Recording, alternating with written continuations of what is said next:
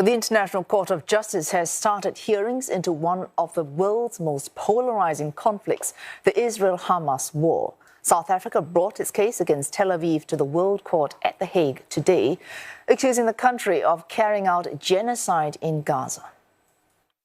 No armed attack on a state territory, no matter how serious, even an attack involving atrocity crimes, can provide any justification for or defense to breaches to the convention, whether as a matter of law or morality.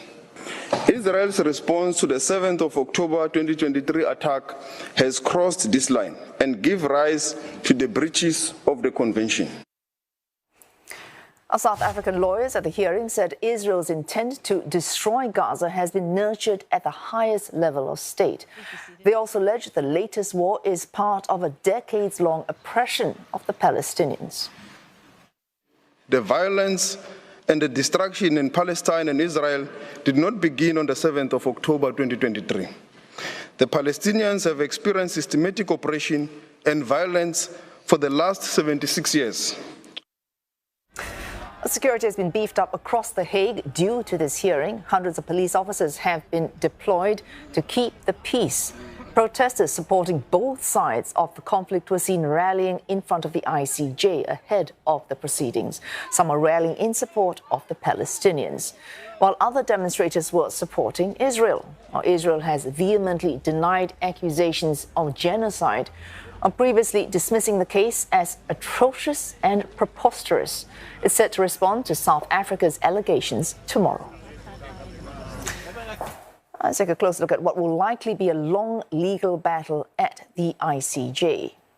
The key claims include the killing of Palestinians in large numbers, the enforcement of a blockade preventing Palestinian births, and the expulsion and displacement of people. Arguably the weightiest claim of all, that Israel failed to prevent and prosecute incitement of genocide that violates the 1948 Genocide Convention. Israeli officials say the claims are baseless, accusing South Africa of being criminally complicit in Hamas attacks on October the 7th.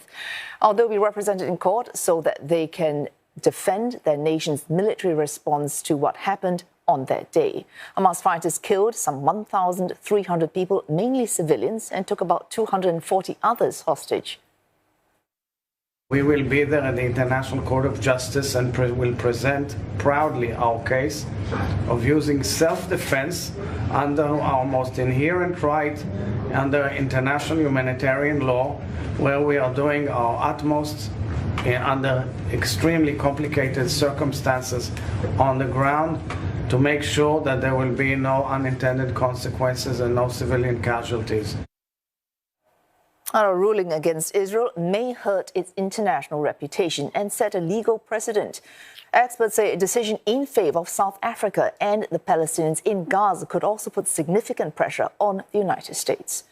But why South Africa? Well, that stretches back to the early days of the African National Congress, or the ANC, a once-banned liberation movement that has historically sympathized with the plight of the Palestinians, having fought an armed struggle with South Africa's white apartheid regime.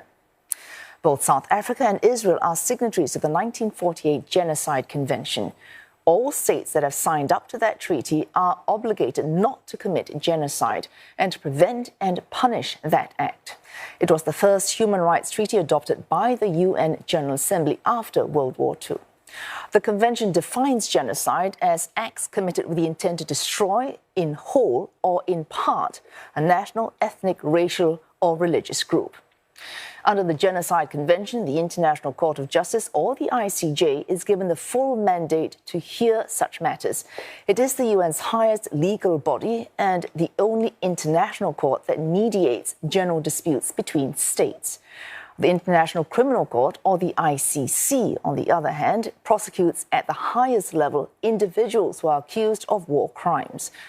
The ICJ is the second international court looking into the conflict. In November last year, the International Criminal Court confirmed it was looking into possible war crimes and crimes against humanity committed by both Israel and Hamas. The ICJ's rulings are binding, final, and without appeal.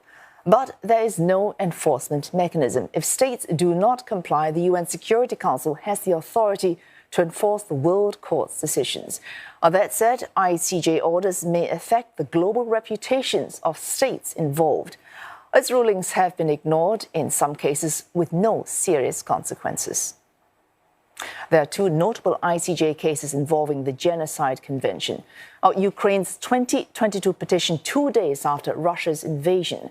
The court issued an order for Moscow to halt military operations. That case is still under deliberation.